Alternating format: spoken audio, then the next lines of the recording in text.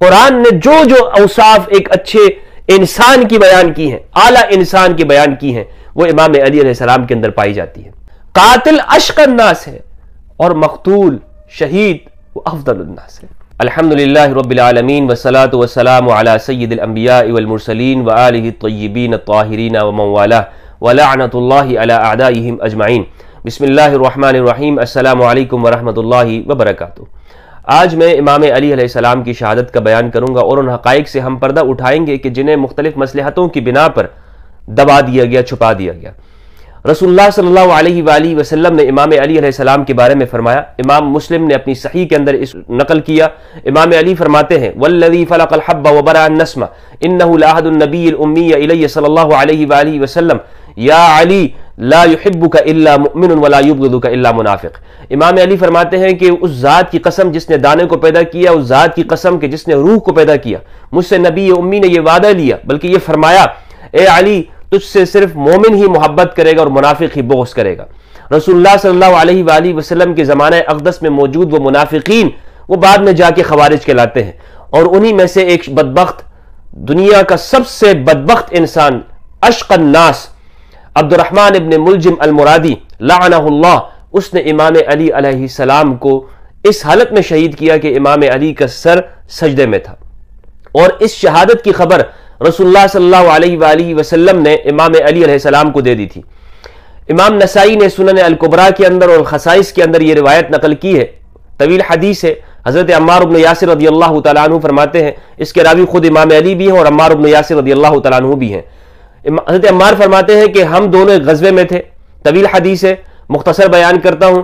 ہم دونوں اس غزوے کے اندر ایک زمین پہ سو گئے، تو جب ہم رسول اللہ صلی اللہ علیہ وآلہ وسلم نے آ کر ہمیں بیدار کیا اور ہم زمین پہ لیٹے ہوئے تھے، اور اسی وقت میں حضرت عمار فرماتے ہیں اسی واقعے کی وجہ سے رسول اللہ صلی اللہ علیہ وآلہ وسلم نے امام علی کو ابو تراب کا لقب دیا، کیونکہ جب آپ بیدار ہوئے تو آپ کے جسم پر گرد و غبار تھا، تو آپ نے رسول اللہ صلی اللہ علیہ وآلہ وسلم نے شفقت سے، پیار سے اور محبت بھرے انداز میں فرمایا قم یا ابا تراب، اے ابو تراب کھڑے ہو جائیے۔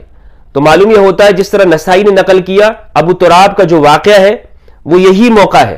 عمار بن یاسر بھی کہتے ہیں کہ اسی موقع پر آپ کو ابو تراب کہا گیا، اس کی اور کوئی وجہ نہیں ہے کہ جس طرح نقل کیا جاتا ہے کہ فاطمۃ الزہرا علیہ السلام کے ساتھ وہ ناراضگی ہو گئی، گھر سے نکل گئے اور مٹی پر لیٹ گئے، اور رسول اللہ صلی اللہ علیہ وآلہ وسلم تشریف لائے، فرمایا ابو تراب کھڑے ہو جائیے۔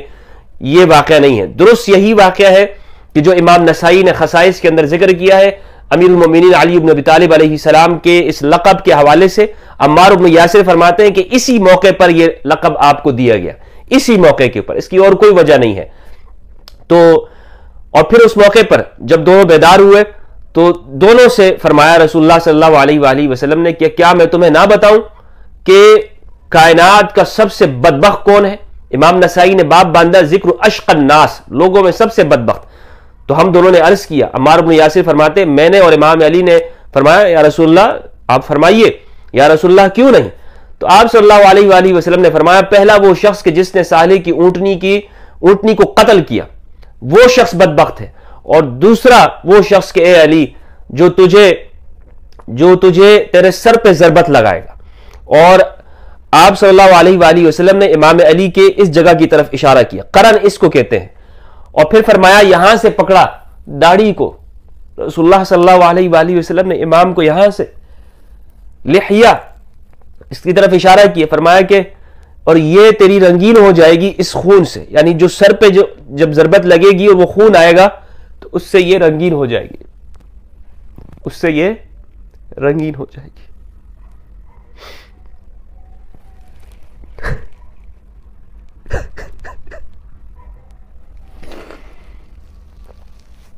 کائنات کا سب سے بڑا بدبخت و ملعون جس نے قرآن ناطق کو شہید کیا۔ آج ہم اس حوالے سے گفتگو کریں گے، امام علی علیہ السلام کی شہادت کے حوالے سے میں کچھ چیزیں آپ کے سامنے رکھوں گا، اور یہ شاید آپ کے لیے نہیں ہوں، لیکن امام علی علیہ السلام کے زمانے کا تجزیہ اور تحلیل اس دور کا اسی طور پہ ہمیں کرنا چاہیے۔ کچھ لوگ امام علی کے زمانے کو وہ خلفائے راشدین کے دور میں رکھتے ہیں، بلکہ بعض نے تو خلفائے راشدین کے دور سے کاٹا ہے، بعض ناصبیوں نے، اور اس میں بڑے بڑے لوگ شامل ہیں، میں ان کا ذکر نہیں کرنا چاہتا، لیکن انہوں نے جو کاٹا ہے تو درست ہی کاٹا ہوگا خلفائے راشدین سے۔ امام علی علیہ السلام کے زمانے کو ہمارے ہاں عموماً خلفائے راشدین کے ساتھ سمجھا جاتا ہے، لیکن میں امام علی کی فضیلت میں آپ کے سامنے یہ کہوں گا کہ امام علی کا زمانہ تمام زمانوں سے افضل ہے۔ خلفائے راشدین کا زمانہ افضل ہوگا، لیکن امام کا زمانہ، اسے میں نام دیتا ہوں زمانہ قرآن۔ یہ قرآن کا زمانہ ہے، رسول اللہ صلی اللہ علیہ وآلہ وسلم کی سنت کو زندہ کرنے کا زمانہ ہے۔ کس طرح زندہ کیا؟ قرآن مجید رسول اللہ صلی اللہ علیہ وآلہ وسلم کی عظمت اور شان بیان کرتا ہے۔ قرآن میں رسول اللہ صلی اللہ علیہ وآلہ وسلم کی جانب کوئی چھوٹا سا جملہ بھی آپ کی شان میں کوئی کمی نہیں کرتا۔ ورق ورق پر رسول اللہ صلی اللہ علیہ وآلہ وسلم کی عظمت، طہارت، تقدس، آپ کی شان کو بیان کیا گیا۔ انک لعلی خلق عظیم، آپ خلق عظیم والے ہیں، آپ شاہد ہیں، نذیر ہیں، سراج منیر ہیں، آپ گواہ ہیں۔ رسول اللہ کی زندگی کی قسمیں کھائی ہیں اللہ سبحانہ و تعالی نے۔ لعمرک، آپ کی زندگی کی قسم ہے پیارے۔ قرآن آپ کی شان بیان کرتا ہے، اور امام علی علیہ السلام نے اپنے زمانے میں قرآنی مضامین کو زندہ کیا۔ آپ روایات میں دیکھیں گے تو رسول اللہ صلی اللہ علیہ وآلہ وسلم کے بارے میں آپ کو طرح طرح کی روایات ملیں گے، اور ان روایات کو بنیاد بنا کر مستشرقین اور اسلام دشمن قوتوں اور طاقتوں نے سرکار دو عالم کی سیرت طیبہ کے اوپر اعتراضات اٹھائے ہیں۔ یہ کوئی چھپی ہوئی باتیں نہیں ہیں۔ مثال کے طور پر ہماری روایتوں میں یہ بات ملتی ہے کہ رسول اللہ صلی اللہ علیہ وآلہ وسلم نماز میں بھول گئے۔ صحیح مسلم کی روایت ہے، صحیح بخاری کے اندر بھی موجود ہے، 1228 نمبر پر ابو ہریرہ رضی اللہ تعالیٰ عنہ روایت کرتے ہیں، اور یہ تمام روایتیں جو ہے عبد الرحمن بن صخر سے ہیں۔ ابو ہریرہ فرماتے ہیں کہ رسول اللہ صلی اللہ علیہ وآلہ وسلم نے 2 رکعت پڑھا کر سلام پھیر دیا، تو ذوالیدین ایک آدمی نے کہا، صحابی ذوالیدین نے کہا کہ کیا نماز کم ہو گئی ہے یا آپ بھول گئے ہیں یا رسول اللہ؟ اور ذوالیدین اس لیے کہتے ہیں کہ 2 ہاتھوں والا، اس کے ہاتھ سب سے لمبے تھے۔ تو رسول اللہ صلی اللہ علیہ وآلہ وسلم نے فرمایا، پوچھا صحابہ سے کہ کیا یہ شخص صحیح کہتا ہے؟ تو لوگوں نے کہا یا رسول اللہ جی ہاں یہ صحیح کہتا ہے۔ تو پھر آپ صلی اللہ علیہ وآلہ وسلم نے 2 اور رکعتیں پڑھائیں، پھر آپ نے سلام پھیرا، پھر تکبیر کہی، پھر سجدہ کیا اسی پہلے کی طرح، سجدے کی طرح۔ تو یہ بخاری کے اندر بھی موجود ہے، مسلم کے اندر بھی موجود ہے۔ اسی طرح یہ روایتیں بھی موجود ہیں کہ آپ صلی اللہ علیہ وآلہ وسلم بخاری مسلم کے اندر اور دیگر میں تفصیل کے ساتھ کہ رسول اللہ صلی اللہ علیہ وآلہ وسلم نماز پڑھانے کی تشریف لائے، اور پھر آپ نے، بعض میں ہے کہ آپ نے تکبیر کہی، بعض میں ہے کہ آپ نے تکبیر نہیں کی اور آپ گھر چلے گئے، پھر آپ غسل کر کے آئے، اور آپ نے فرمایا کہ میں جنب کی حالت میں تھا اور مجھے یاد آ گیا تو میں نے غسل کے لیے آیا۔ تو آپ یہ دیکھیں کہ ان روایات میں سے کیا معلوم ہوتا ہے آپ صلی اللہ علیہ وآلہ وسلم کے بارے میں کہ آپ نماز میں بھول جاتے تھے، آپ کی شان میں اس طرح کمی کی گئی۔ لیکن دوسری جانب امام علی علیہ السلام کے کلام کو آپ پڑھیں گے تو امام علی کے کلام میں جس طرح قرآن میں رسول اللہ صلی اللہ علیہ وآلہ وسلم کی شان ہے، طہارت ہے، آپ کا مقام اور آپ کا تقدس بیان کیا گیا ہے، اسی طرح امام علی کے کلام میں آپ کو رسول اللہ صلی اللہ علیہ وآلہ وسلم عظیم نظر آئیں گے۔ عظیم، آپ کی طہارت کا ذکر ہوگا۔ امام علی علیہ السلام کے کلام کو اگر پڑھا جائے تو آپ دیکھیں گے کہ رسول اللہ صلی اللہ علیہ وآلہ وسلم امام علی کس طرح آپ کی شان بیان کرتے ہیں۔ پھر امام علی علیہ السلام کے دور میں آپ نے قرآنی مضامین کو زندہ کیا۔ عدل آپ کو جو نظر آئے گا کہ عدل کا وہ مظہر اور نمونہ آپ نے پیش کیا کہ کائنات اس کی مثال نہیں پیش کر سکتی، کائنات اس عاجز ہے۔ لبنان کے ایک مسیحی جورج ارداق نے 5 جلدوں کے اندر انسائکلوپیڈیا لکھا ہے، صوت علی صوت العدالت الانسانیہ، علی انسانی انصاف کی آواز ہے، جورج ارداق مسیحی۔ اور میں آپ کو یہ بتاؤں کہ جو بھی شخص اپنی فطرت کے اوپر ہو اور وہ فطرت سلیمہ رکھتا ہو، اس کا قلب اور اس کی عقل سلامت ہو، خواہ اس کا کوئی بھی مذہب ہو یا وہ کوئی مذہب ہی نہ رکھتا ہو، مجرد انسان ہو، صرف انسان، اور وہ اس کے اندر اعلیٰ اخلاق اس کے اندر پائے جاتے ہوں، بزدل نہ ہو، کمینہ نہ ہو، اس کے اندر بہادری ہو، مردانگی ہو، شریف آدمی ہو، اچھے اخلاق اس آدمی کے اندر پائے جائے، اور پھر وہ امام علی علیہ السلام کی سیرت کا مطالعہ کرے۔ واللہ باللہ امام علی کی سیرت جب وہ پڑھے گا، جیسے ہی نکلے گا وہ امام علی علیہ السلام کا عاشق ہوگا، کیونکہ تمام اچھی باتیں عمدہ اخلاق، قرآن نے جو جو اوصاف ایک اچھے انسان کی بیان کی ہیں، اعلیٰ انسان کی بیان کی ہیں، وہ امام علی علیہ السلام کے اندر پائی جاتی ہے۔ امام علی علیہ السلام نے اسی لیے اپنے زمانے میں قرآن کو باقاعدہ طور پر نافذ کیا، اس کی تعلیمات کو زندہ کیا۔ مثال کے طور پر عمران ابن الحسین فرماتے ہیں، عمران ابن الحسین کہتے ہیں، صحیح بخاری کی حدیث نمبر 784 ہے کہ جب میں نے بصرہ میں امام علی علیہ السلام کے پیچھے نماز پڑھی، امام علی علیہ السلام کے پیچھے نماز پڑھی تو اس کے بعد انہوں نے کہا ذکرنا ھذا الرجل صلاۃ كنا نصلیھا مع رسول اللہ صلی اللہ علیہ وآلہ وسلم، کہ آج جب ہم نے اس شخص کے پیچھے نماز پڑھی ہے تو اس شخص نے ہمیں وہ نماز یاد دلا دی جو ہم رسول اللہ کے پیچھے پڑھا کرتے تھے صلی اللہ علیہ وآلہ وسلم۔ وہ کس طرح نماز تھی؟ فذکر انہ کان یکبر کلما رفع وکلما وضع، کہ جب بھی آپ جب بھی بلند ہوتے یعنی سجدے سے کھڑے ہوتے یا رکوع سے کھڑے ہوتے تو آپ تکبیر کہتے، اور جب بھی آپ نیچے جاتے جھکتے سجدے میں تو آپ تکبیر کہتے۔ یہ امام علی علیہ السلام کی نماز تھی۔ تو نماز صحابہ کا اعتراف موجود ہے کہ رسول اللہ صلی اللہ علیہ وآلہ وسلم کے دور میں جو نماز تھی، جو آپ نماز پڑھا کرتے تھے، وہ امام علی علیہ السلام نے زندہ کی۔ اسی لیے امام علی کے زمانے میں آپ دیکھیں گے آپ نے جو قصہ گو قسم کے لوگ تھے، وہ واعظ اور وہ خطیب جو جھوٹی کہانیاں لوگوں کے سامنے بیان کرتے تھے، انہیں اپنے علاقے سے نکال دیا تھا۔ امام علی علیہ السلام قرآن مجید، قرآن ناطق ہے، قرآن کا عملی مظاہرہ امام علی علیہ السلام کے زمانے اور دور اقدس میں ہوا ہے۔ اس لیے میں امام کے زمانے کو زمانہ قرآن کہتا ہوں، زمانہ قرآن کہتا ہوں۔ اور پھر امام علی علیہ السلام قرآن سے جدا نہیں ہے، صحیح روایات کے اندر ہے، مستدرک حاکم کے اندر ہے اور دیگر کتابوں کے اندر، کہ امام علی علیہ السلام وہ قرآن کے ساتھ ہے۔ علی مع القرآن والقرآن مع علی، علی قرآن کے ساتھ اور قرآن علی کے ساتھ۔ تو امام علی علیہ السلام کی زندگی کو اگر سمجھنا ہے، قرآن مجید کو تدبر کرنا ہے، رسول اللہ صلی اللہ علیہ وآلہ وسلم کی سیرت کو ہم نے پڑھنا ہے۔ اچھا، یہ بھی یہاں سمجھیے کہ امام علی علیہ السلام نے اپنے زمانے میں احادیث کو قلم بند کیا۔ احادیث آپ فرمایا کرتے تھے، آپ یہ اعلان کیا کرتے تھے کہ کون ہے کہ جو علم کو درہم کے بدلے میں خریدے گا، علم کو درہم کے بدلے میں خریدے گا۔ اور مناظر حسن گیلانی رحمہ اللہ نے یہ کہا ہے کہ اسی سے جو حدیث کی حجیت کے اوپر دلیل کیا اور تدوین حدیث کے اوپر، مناظر حسن گیلانی نے کہا ہے کہ اس سے ہمیں معلوم ہوتا ہے، کیونکہ پچھلے ادوار میں تو حدیثوں کو لکھنے سے منع کیا گیا تھا۔ حضرت ابوبکر رضی اللہ تعالیٰ عنہ کے پاس حدیثوں کا ایک صحیفہ تھا، وہ آپ نے جلا دیا تھا۔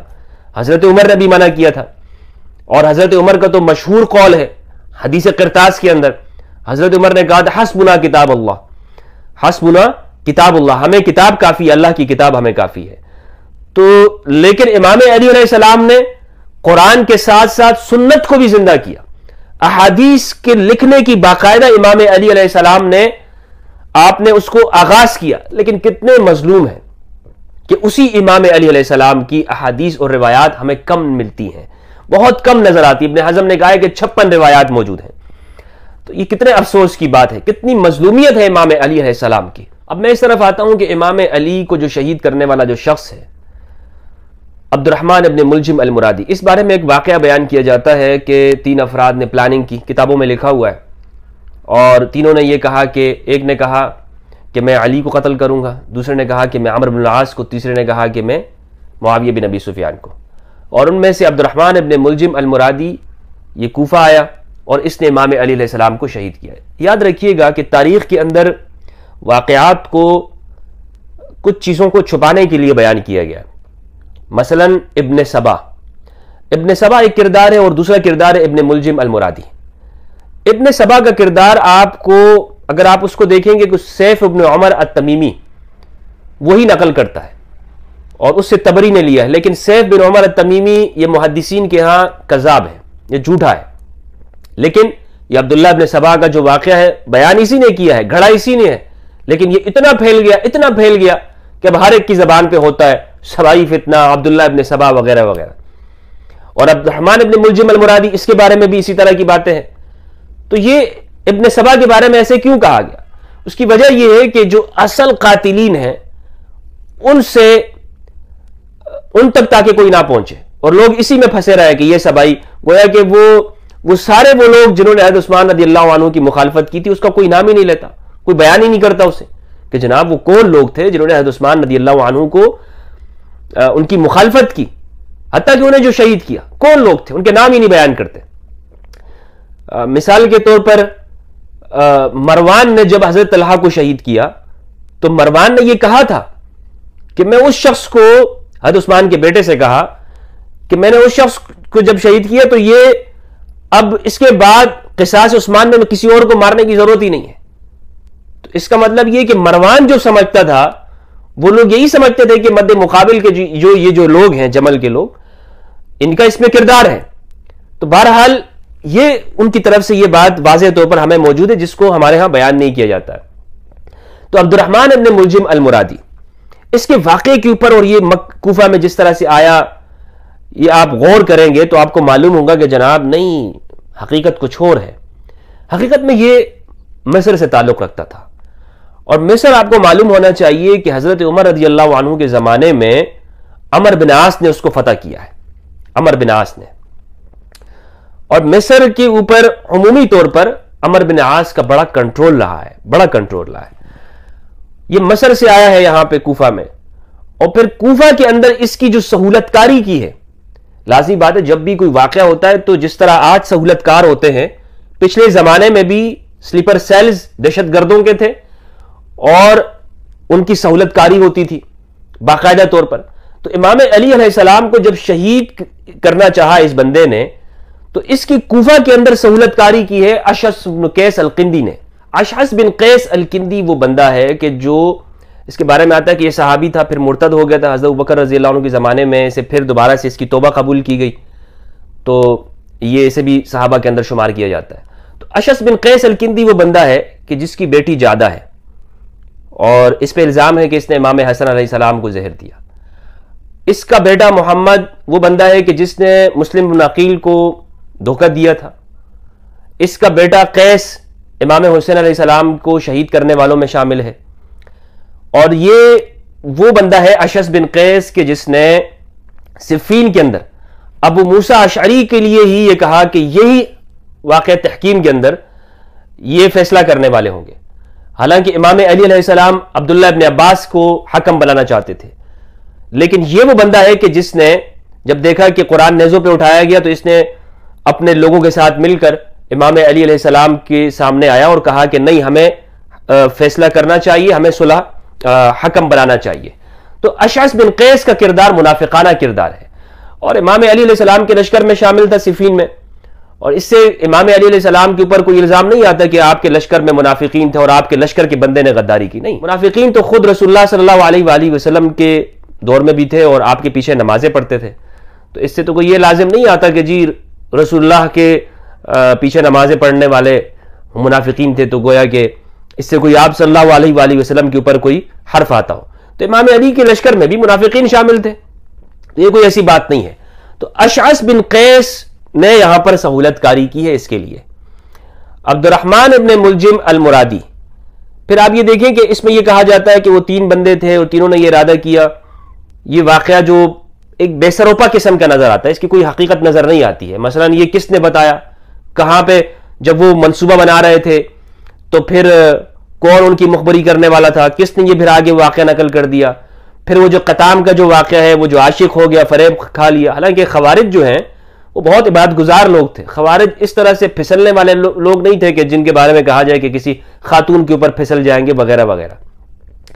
تو یہ ایک باقاعدہ طور پر اس کو بھیجا گیا تھا، اور اس میں ابو الاسود الدولی ایک شخص ہے، امام علی علیہ السلام کے عشاق میں سے آتے ہیں، ابو الاسود الدولی. انہوں نے ایک مرثیہ کہا ہے، وہ مرثیہ میں آپ کے سامنے پڑھتا ہوں. یہ دیوان ابو الاسود الدولی ہے، اس میں یہ مرثیہ موجود ہے. یہ کہتے ہیں پیغام بیچتے ہوئے، الا ابلغ معاویہ بن حرب فلا قرت عیون الشامتین. معاویہ بن حرب کو یہ بات پہنچا دو اور امام کی شہادت کے اوپر خوش ہونے والوں کی آنکھیں ٹھنڈی نہیں ہونی چاہیے. قتلتم خیر من رکب المتاع، تم نے اس شخص کو قتل کیا کہ جو سواروں میں سب سے افضل ہے. وخیس ومن رکب السفینہ، اور ان شخص میں سب سے افضل ہے کہ جو کشتی پر جو سوار ہوا. ومن لبس النعال ومن حذاها ومن قرأ المثانی والمعین، اور یہ ان میں سب سے افضل ہے کہ جنہوں نے جوتا پہنا اور ان میں جس نے مثانی اور معین کی تلاوت کی. اذا استقبلت وجہ ابی حسین رأیت البدر راق الناظرین، کہ جب تم سامنے ہو جاؤ ابو حسین کے چہرے کی طرف، ان کا چہرہ دیکھو تو گویا کہ تم بدر کو دیکھو، چاند کو دیکھو جو ہر دیکھنے والوں کے لیے روشن ہوتا ہے۔ لقد علمت قریش حیث كانت بانک خیرهم حسبا ودینا، اور قریش یہ بات جانتی ہے کہ جہاں پر بھی ہے کہ امام علی علیہ السلام ان سب میں حسب اور دین کے اعتبار سے یہ سب سے افضل ہے، سب سے بہترین ہے۔ ابو الاسود الدولی نے اس میں واضح طور پر یہ نام لے لیا ہے کہ کس نے قتل کیا ہے۔ یہ ابو الاسود الدولی کا نام موجود ہے، یہ آپ کتاب میں دیکھ سکتے ہیں، کوئی میں اپنی جانب سے بات نہیں کر رہا ہوں۔ تو اس طرح جب ہم چیزوں کا مطالعہ کرتے ہیں، تحلیل و تجزیہ کرتے ہیں، تو معلوم یہ ہوتا ہے کہ امام علی علیہ السلام کو قتل کرنے والے، شہید کرنے والے، وہ صرف خوارج کے اوپر ملبہ نہیں ڈالنا چاہیے کہ جی خوارج یہ، ورنہ خوارج یہ بات ضرور ہے کہ خوارج امام علی علیہ السلام کے دشمن تھے، لیکن اس میں دیگر اسباب بھی کار فرما ہے۔ امام حسن علیہ السلام کو جو شہادت ہے اس میں بھی اسی طرح کے آپ دیکھ سکتے ہیں کہ کون کس نے اس کے بعد فائدہ اٹھایا ہے۔ تو امام علی علیہ السلام کی جو شہادت ہے یہ اتنا افسوس کن واقعہ ہے اور سب سے افضل شہادت ہے، کیونکہ قتل کرنے والا سب سے بدبخت انسان ہے، رسول اللہ صلی اللہ علیہ وآلہ وسلم کی گواہی اس کے اوپر موجود ہے۔ تو جو قتل کرنے والا سب سے اشق الناس ہے، تو جو مقتول ہے، جو شہید ہے، وہ افضل الناس ہے، وہ خیر الناس ہے۔ قاتل اشق الناس ہے اور مقتول شہید وہ افضل الناس ہے۔ امام علی علیہ السلام کو شہید کیا گیا، امام کو اپنی زندگی میں بھی ستایا گیا۔ امام علیہ السلام کا جو دور اقدس ہے وہ آپ دیکھیں کہ 4 سال بنتا ہے، اور 4 سالہ یہ دور میں تو 3 سال وہ جنگوں کے اندر گزرے، جمل 36 میں، صفین پورے سال رہی، پورا سال۔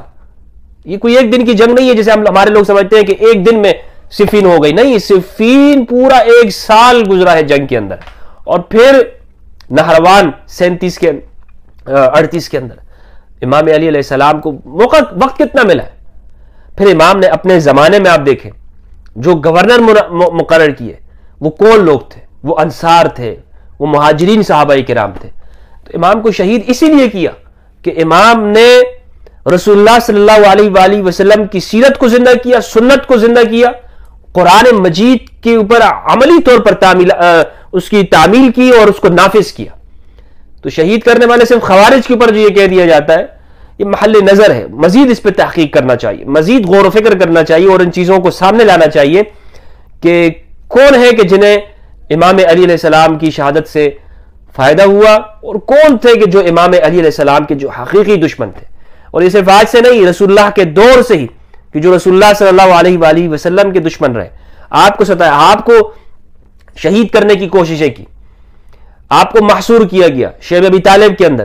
یہ تمام واقعات، اسی لیے میں کہتا ہوں کہ سیرت ابی طالب یہ مقرون ہے، یہ ملی ہوئی ہے سیرت محمد ابن عبداللہ علیہم السلام صلی اللہ علیہ وآلہ وسلم کے ساتھ۔ اجازت چاہتا ہوں اسی دعا کے ساتھ کہ اللہ سبحانہ وتعالی ہمیں قرآن مجید میں تدبر کرنے اور اہل البیت علیہم السلام کی سیرت اور ان کی پیروی کرنے کی، ان کی معرفت عطا فرمائے۔ والسلام علیکم ورحمۃ اللہ وبرکاتہ۔